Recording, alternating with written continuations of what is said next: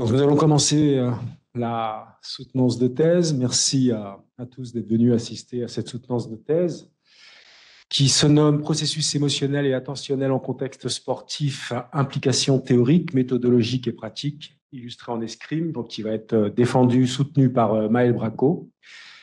Et donc, les rapporteurs, je les présente, c'est Elisabeth Renet qui va commencer la présentation.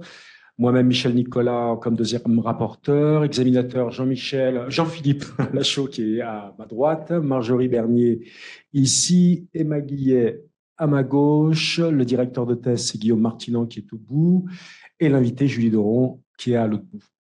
Voilà, donc nous vous passons la parole pour une présentation d'une vingtaine de minutes à peu près. Hein. Trentaine de minutes. Il y a un petit peu de rame.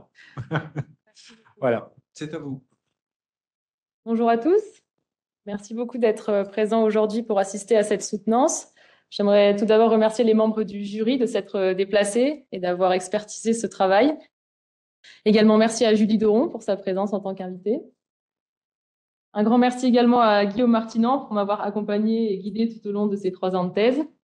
Et j'aimerais aussi vous adresser à vous, famille, amis, proches, mes plus sincères remerciements pour vous être déplacés aujourd'hui pour assister à cette présentation. Donc, vous allez voir que mon travail s'intitule « Processus émotionnel et attentionnel en contexte sportif, implication théorique, méthodologique et pratique illustrée en escrime ».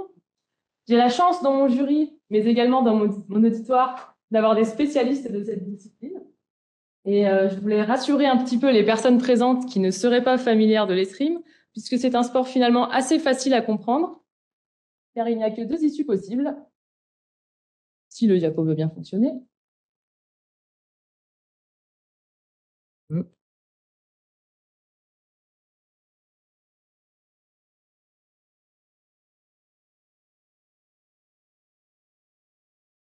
Celle-ci, si j'arrive à faire fonctionner mon pointeur, vous pouvez voir nos champions olympiques et mondiaux exulter après leur victoire.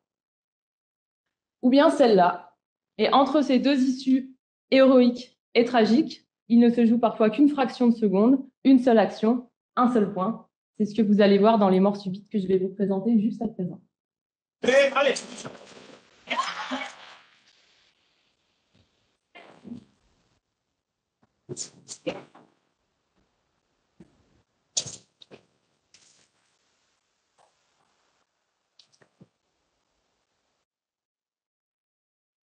Vous venez d'assister à 3 morts subites, qui est finalement le scénario, entre guillemets, le moins attendu par les athlètes, puisque c'est le moment où tout se joue sur une seule touche. Il y a 14-14, les athlètes vont jouer la victoire, par exemple, pour Oriane Malo-Breton, de sa finale des Jeux Olympiques sur une seule touche. Donc vous pouvez raisonnablement penser que face à une pression temporelle telle, les capacités attentionnelles des athlètes sont fortement mobilisées pour conserver leur attention sur les éléments pertinents. Ils vont également devoir faire face à un ensemble d'états émotionnels qui vont les traverser au cours de la compétition et qu'ils vont devoir manager pour maintenir leur attention sur les éléments pertinents.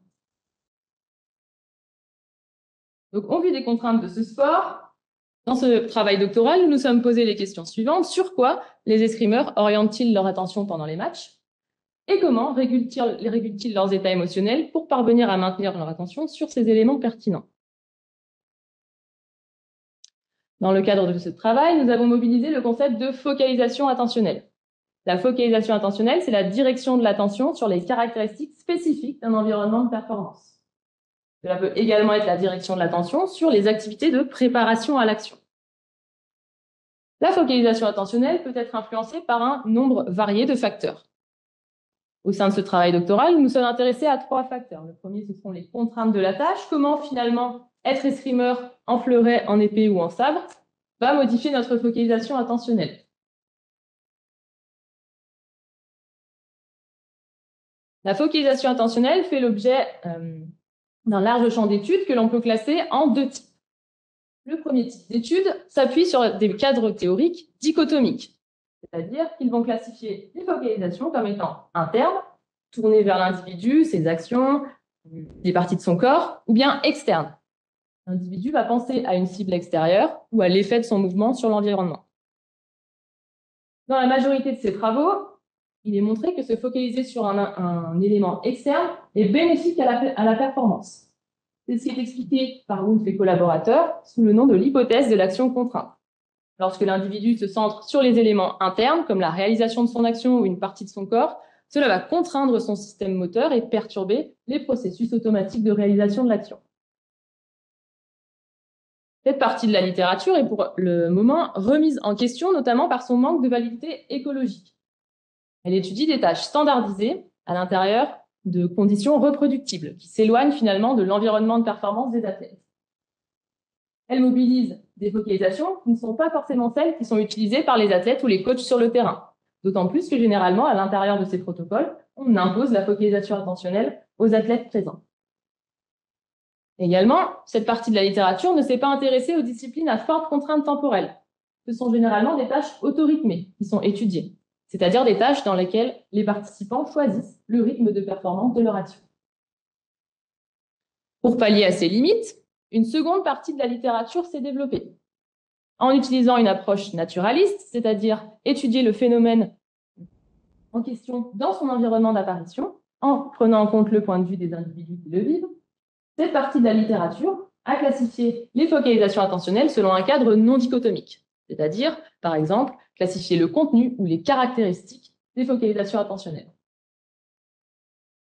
Cette partie de la littérature a permis de faire émerger que les athlètes se centraient sur un ensemble beaucoup plus large de focalisations, comme par exemple la prise de décision ou bien la distraction, et tout un ensemble de considérations stratégiques, par exemple. Cette partie de la littérature n'a, pour le moins, hormis les travaux, de Bahmani et collaborateurs, pas étudié de discipline à forte pression temporelle. Elle n'a pas également évalué l'effet des focalisations des athlètes sur leur performance en contexte écologique, en contexte de performance. Nous soulignons donc déjà plusieurs pistes de recherche potentielles à l'issue de cette partie de la revue de littérature. La focalisation attentionnelle des athlètes est également influencée par leur niveau d'expertise. Les théories classiques du développement de l'expertise stipulent que les débutants progressent vers les athlètes experts en automatisant l'ensemble des processus mentaux et cognitifs et de réalisation de l'action pour parvenir finalement à une automatisation totale de leurs actions. Comme il existe des débats autour de la place du contrôle cognitif, le contrôle cognitif, ce sont les fonctions cognitives qui servent à réguler l'attention, à traiter l'information, à prendre des décisions. Dans le cadre de la performance experte, d'autres cadres théoriques se sont développés. C'est le cas de la théorie des contrôles imbriqués que nous avons choisi d'utiliser dans notre étude. Pour Christensen et collaborateurs, le contrôle cognitif contribue significativement à la performance experte. C'est-à-dire que lorsque les athlètes ont atteint un niveau d'automatisation de l'implémentation de leur action, qui a libéré finalement des ressources attentionnelles pour d'autres processus, ces ressources attentionnelles vont être utilisées par exemple, le contrôle stratégique d'ordre supérieur qui oriente les actions de l'individu en fonction de ses buts. Et également, il va servir au contrôle proximal de la situation, c'est-à-dire gérer la part variable de la situation lorsque je réalise mon action sportive.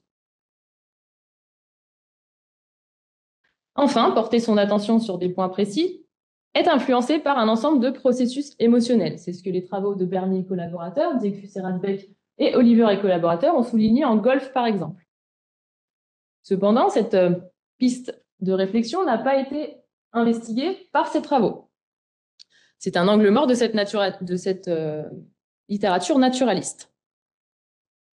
Afin de mieux comprendre ces liens entre focalisation attentionnelle et processus attentionnel, nous avons identifié 3 parties de la littérature qui pouvaient nous aider à ce propos. Tout d'abord, les neurosciences, qui ont étudié les effets de l'émotion sur le comportement visuel des individus. Ensuite, en psychologie du sport, les théories de l'effondrement sous la pression. Les théories qui proposent, par exemple, que l'anxiété va modifier les processus attentionnels des athlètes et donc potentiellement débiliter leur performance. Enfin, une 3e partie de la littérature, les travaux de Kompass et Boyer, nous ont orientés sur comment les stratégies de coping utilisées par les athlètes étaient finalement liées à leur capacité attentionnelle.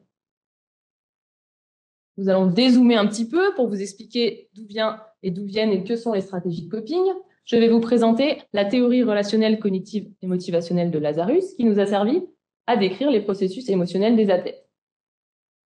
Dans cette théorie, il est stipulé que les évaluations de la situation sont les processus qui font émerger les émotions chez les individus. L'individu scanne l'environnement, en évalue les demandes, mises en rapport avec ses ressources, et lorsqu'il ressent un déséquilibre entre ses demandes et ses ressources, un phénomène émotionnel va émerger. Pour faire face aux demandes de la situation, l'individu possède des stratégies de coping, qui sont tous les efforts cognitifs et comportementaux qu'il va mettre en place pour faire face à une situation jugée stressante. Donc, comment, d'après Compassé-Boyer, finalement, ces stratégies de coping et l'attention sont liées? Tout d'abord, l'individu requiert des ressources attentionnelles pour évaluer son environnement. Ces ressources attentionnelles sont également nécessaires à la sélection et à l'implémentation de ces stratégies de coping. Enfin, certaines stratégies de coping s'appuient sur la redirection de l'attention. Lorsqu'un individu va ressentir qu'il n'est pas capable de faire face à un événement stressant, il peut choisir de se distraire, par exemple, de rediriger son attention vers d'autres stimuli non pertinents dans son cadre. À l'issue de cette revue de littérature, nous avons donc décrit 3 objectifs pour ce travail doctoral. Le premier était de caractériser les processus émotionnels et attentionnels des athlètes évoluant en conditions de forte pression temporelle. Le second était d'explorer les liens entre ces processus, puisque à l'issue de notre revue de littérature, nous avons vu qu'ils faisaient l'objet de 2 littératures distinctes, séparées. Et enfin, nous avons souhaité développer une intervention permettant aux athlètes de mieux vivre avec leurs émotions. Les 2 premières études de cet axe 1 ont été implémentées dans le cadre d'un projet plus large qui s'appelle Train Your Brain et qui cherchait à caractériser la demande physique et psychologique de l'activité de l'escrime. Il cherchait également, in fine, à développer une approche en entraînement mental pour les athlètes des JO de Paris 2024. Ce projet nous a donc permis d'avoir accès à une population élite, une population d'experts dans leur domaine. Les athlètes que nous avons interviewés étaient pour certains médaillés olympiques et mondiaux. Pour d'autres, ils étaient membres des équipes de France seniors. Les 2 premières études ont porté sur des épéistes. Vous voyez en rouge la zone valable à l'épée, donc l'ensemble du corps. Et l'étude 2 pour des fleurettistes, où on ne peut toucher que le haut du tronc. Dans ces 2 études, nous avons mis en place un protocole de recueil de données similaire. Nous avons monté une compétition simulée dans laquelle les athlètes participaient à un tournoi qui reproduisait le format olympique. Et entre les matchs, ils participaient à une interview d'autoconfrontation, c'est ce que vous voyez ici. Donc les athlètes revisionnaient leur match sur un écran et ils étaient interviewés. On leur demandait sur quoi as-tu porté ton attention, comment as-tu géré telle ou telle situation, telle ou telle émotion. Et en revisionnant le match, ils pouvaient donc être questionnés ainsi touche par touche. La première étude, qui portait sur les épéistes, a été publiée en 2025 dans Psychology of Sport and Exercise. C'est une analyse de contenu. Nous avons donc analysé les verbalisations des athlètes et catégorisé leur focalisation attentionnelle et l'ensemble de leur processus émotionnel. Nous avons également réalisé une analyse quantitative, c'est-à-dire que nous avons évalué l'effet de certaines focalisations et de certaines stratégies de coping sur le résultat de la touche. À l'issue de cette première étude, nous avons donc caractérisé la focalisation attentionnelle des épéistes élites. Ils se centraient majoritairement sur les indices. Ce que nous avons appelé les indices, c'est les informations qu'ils prélevaient de l'environnement, donc de leur adversaire, du score, du temps restant, mais également les indices sur eux-mêmes, leur mouvement, leur état physique, voire même leur technique. Ces indices alimentaient un ensemble de cognitions que nous avons appelées stratégies et tactiques lorsqu'ils verbalisaient des pensées, des réflexions autour de la mise en place de leur stratégie. Les athlètes étaient capables de porter leur attention à la fois sur des sources internes, c'est-à-dire des informations proprioceptives, des parties de leur corps, de réalisation de leur action, mais également des focalisations externes sur une partie du corps de leur adversaire, sur son comportement global. Nous avons également, dans cette première étude, mis en évidence que les athlètes utilisaient des combinaisons de stratégies de coping pour gérer leurs états émotionnels et qu'il y avait également certaines stratégies de coping qui s'associaient favorablement avec certaines catégories de focalisation attentionnelle. À l'issue d'analyses quantitatives, nous avons remarqué que lorsque les athlètes se concentraient sur les caractéristiques spatio-temporelles de la situation, Donc, c'est un terme très précis pour parler finalement de la notion de distance ou la notion de timing des actions. C'était associé à plus de touches marquées.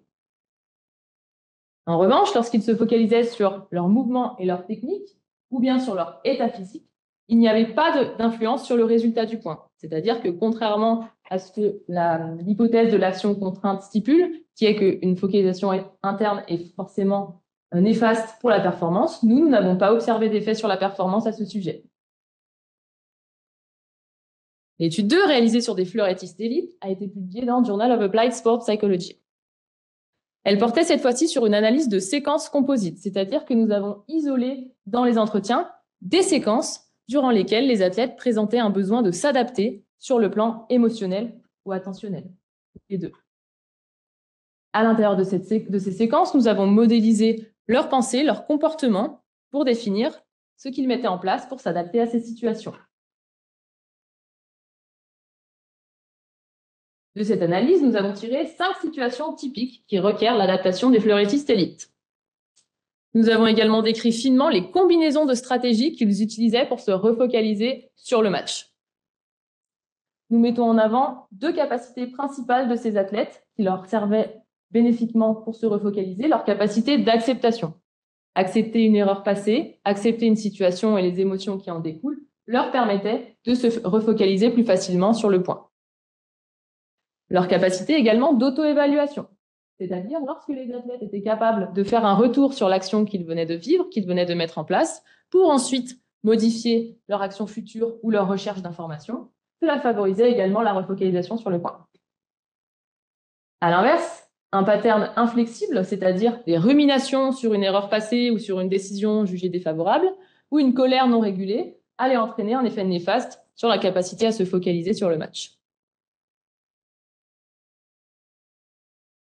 Les 2 premières études sont originales et novatrices, tout d'abord par leurs apports méthodologiques. Nous avons eu la chance, à l'intérieur de ce projet, d'avoir accès à une population élite, experte, qui représente 0,00001% de la population mondiale. Le fait de mettre en place un tournoi simulé nous a permis de nous approcher des conditions de compétition, et donc de nous approcher d'une focalisation et d'un ensemble de stratégies de coping qui auraient réellement lieu en compétition. Utiliser l'autoconfrontation nous a également permis d'avoir accès à une description de ce qui s'était réellement passé auprès des athlètes et d'éviter un effet de généralisation. Enfin, l'approche naturaliste et le cadre non dichotomique nous ont permis de décrire finement ce qu'il se produisait à l'intérieur des matchs et donc de décrire une complexité beaucoup plus vaste de la focalisation attentionnelle des athlètes que ce qui aurait été induit par un cadre dichotomique. Ces apports méthodologiques nous ont permis un ensemble d'apports théoriques. D'abord, la mesure de l'effet de la focalisation attentionnelle et des stratégies de coping dans un contexte de performance. Ensuite, la mise en évidence des processus attentionnels des experts. Nous avons des preuves entre guillemets préliminaires que les athlètes utilisent à la fois la performance automatique et un certain nombre de processus réflexifs que l'on pourrait associer à du contrôle cognitif. La flexibilité des athlètes dans leur point d'attention et dans leur stratégie de coping était un élément fondamental de leur capacité à s'adapter. La capacité à sélectionner une stratégie de coping adaptée et à en changer si les effets ne sont pas efficients était importante pour permettre de modifier ses points d'attention, de se recentrer sur le match. Les flexibilités en termes de stratégie de coping et de points d'attention sont à notre sens interdépendantes. Enfin, ces 2 études permettent de faire des premiers liens entre stratégie de coping et résultats sur la focalisation attentionnelle. À l'issue de ces 2 premières études, nous avons vu que même certains escrimeurs experts avaient des difficultés à faire avec leurs émotions, à gérer leurs états émotionnels, ne serait-ce que lors d'un tournoi simulé. Notre objectif, au sein de notre intervention, était donc d'intervenir sur ce point et de proposer une approche globale pour répondre à cette problématique, avec à la fois un construit qui pourrait nous aider à améliorer les connaissances des athlètes vis-à-vis de leurs états émotionnels, mais également de les outiller en termes de régulation. Nous avons choisi pour cela le concept d'intelligence émotionnelle. L'intelligence émotionnelle, c'est la capacité des individus à identifier, comprendre exprimer, écouter, réguler et utiliser leurs émotions et celles d'autrui. Selon le modèle de Michalak, il existe 3 niveaux de l'intelligence émotionnelle. Le premier est l'ensemble des connaissances et des croyances qu'un individu possède sur ses émotions et celles des autres. Le second est le niveau habileté. C'est la capacité qu'il a à mettre en place certaines stratégies de régulation émotionnelle pour résoudre un problème, par exemple. La dernière est le niveau trait.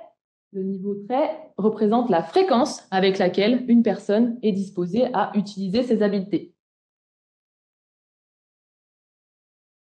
Les objectifs de cette intervention étaient de développer les compétences émotionnelles via un programme spécifique à l'escrime, spécifique à la discipline de l'épée notamment.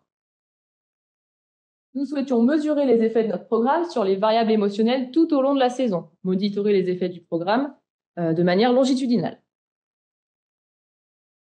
Et enfin, nous souhaitions également mesurer si le niveau initial d'intelligence émotionnelle des athlètes allait impacter les résultats du programme. Pour ce faire, nous avons recruté 15 épéistes en centre de formation. Nous leur avons fait passer avant et après l'intervention un questionnaire mesurant l'intelligence émotionnelle. Puis tout au long de l'intervention, nous leur avons fait passer un test plus court qui évaluait leurs évaluations cognitives, leur régulation émotionnelle et leurs émotions grâce à ce qu'on appelle une approche à un item. Basée sur les recommandations de la littérature, nous avons proposé une intervention qui se basait tout d'abord sur le développement des connaissances. Les connaissances autour de l'intelligence émotionnelle, de l'identification et de la compréhension de ces émotions. Puis 3 séances qui visaient à développer les habiletés des athlètes, en leur proposant différentes stratégies de régulation émotionnelle à mettre en place, en modélisant leur zone de fonctionnement optimale et en réfléchissant à comment il pourrait être judicieux d'implémenter les régulations émotionnelles pour parvenir à cette zone de fonctionnement optimale. Et enfin, nous avons travaillé sur leur routine pré-compétitive.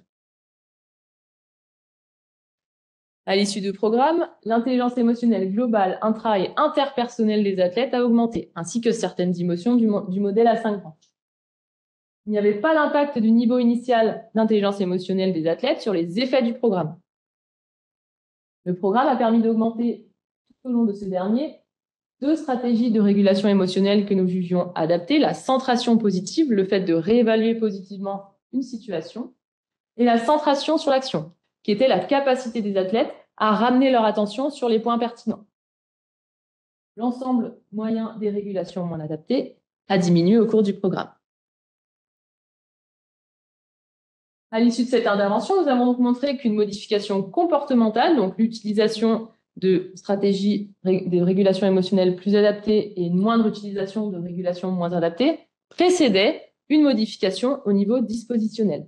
C'est-à-dire que lorsqu'on a fait passer le pré-test aux athlètes mesurant leur niveau d'intelligence émotionnelle, il n'y avait pas de modification sur la dimension régulation. Or, nous avions mis en avant, avec les approches à un item, que certaines stratégies étaient plus ou moins mises en place au cours du programme. Enfin, notre programme a permis aux athlètes d'orienter plus facilement leur attention sur l'action en augmentant leur capacité à utiliser la centration sur l'action et à revenir sur les éléments pertinents. Ces apports ont été permis par le monitoring des variables durant l'intervention et par les analyses multiniveaux. Nous arrivons à présent aux apports pratiques de l'ensemble de cette thèse, qui vont reprendre donc les apports pratiques de l'axe 1, mais également de l'axe 2. Tout d'abord, la structuration de la routine interpoint des athlètes. Donc, les fleurettistes élites, pour parvenir à se refocaliser, allaient commencer par casser le match en utilisant des stratégies aussi diverses que marcher jusqu'au fond de la piste, retirer son masque, voire même faire exprès de changer son fleuret, pour ensuite utiliser des stratégies de coping qui étaient de l'ordre soit de l'acceptation, soit généralement également de la réévaluation de la situation. À l'issue de cette réévaluation ou de ce phénomène d'acceptation, ils allaient faire un effort attentionnel pour se concentrer, pour orienter leur attention sur un focus soit stratégique, soit technique. Nous proposons également, à l'issue de ce travail, que certains formats d'entraînement pourraient être repensés pour prendre en compte l'émergence des émotions, pour favoriser l'émergence des émotions et ainsi permettre aux athlètes de développer leur capacité à s'adapter. C'est-à-dire qu'ils vont faire face à de multiples états émotionnels au cours de la compétition. Il faudrait donc, dès certains formats d'entraînement, tenir compte de l'émergence des émotions et de favoriser leur capacité d'adaptation. L'autoconfrontation pourrait également améliorer les analyses vidéo, c'est-à-dire se baser par exemple sur les situations types pour décrire des scénarios de match, ou utiliser des fiches focus qui ont été développées par un collaborateur du projet Train Your Brain, Maël Guabo, afin de permettre aux athlètes de reporter sur une feuille, les focalisations qu'ils ont eues. Donc c'est une feuille où la piste est dessinée avec les deux adversaires et où l'athlète peut venir indiquer où est-ce qu'il a porté son attention. Nous avons développé un programme de développement des compétences émotionnelles efficaces car il était fondé théoriquement ciblé sur la discipline et qu'il favorisait d'abord le développement des connaissances avant celui des habiletés. Notre travail n'est bien évidemment pas sans certaines limites. Dans l'axe 1, le tournoi simulé ne fait que s'approcher, qu'approximer les demandes de la compétition officielle et il faudrait donc adapter nos méthodologies pour étudier ces processus en compétition officielle. Notre méthodologie ne nous a également pas permis d'avoir un accès précis à la performance automatique.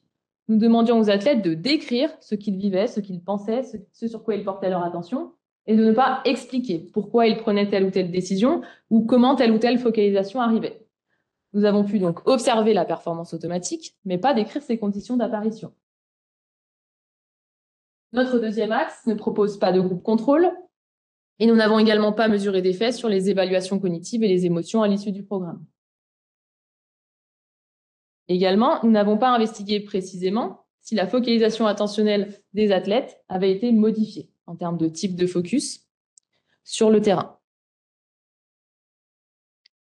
Pour terminer, 2 perspectives à l'issue de ce travail doctoral. Tout d'abord, l'utilisation de modèles intégratifs des émotions qui prennent en considération à la fois les effets attentionnels de ces dernières, mais également interprétatifs et comportementaux. C'est ce que Nieuwenhuis et Oudejans ont proposé avec leur modèle intégratif de l'anxiété. En revanche, également des perspectives tout aussi réjouissantes seraient de faire du lien entre la recherche et le terrain, de diffuser et de vulgariser les résultats, ce qui a déjà été fait par Jean Fournier et Jules Calvet en publiant une BD des résultats à l'issue du projet Train Your Brain, de former les entraîneurs ou également, comme on le proposait tout à l'heure, d'utiliser les fiches focus lors de l'analyse vidéo. Je vous remercie de m'avoir écouté. Je suis présente tout de suite pour vos questions.